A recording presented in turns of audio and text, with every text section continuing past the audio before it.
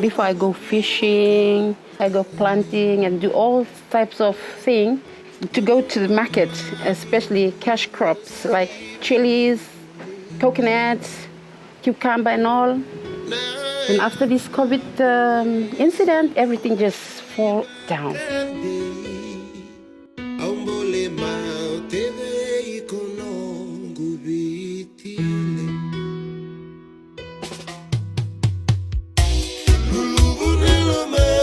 So this thing really helped us out.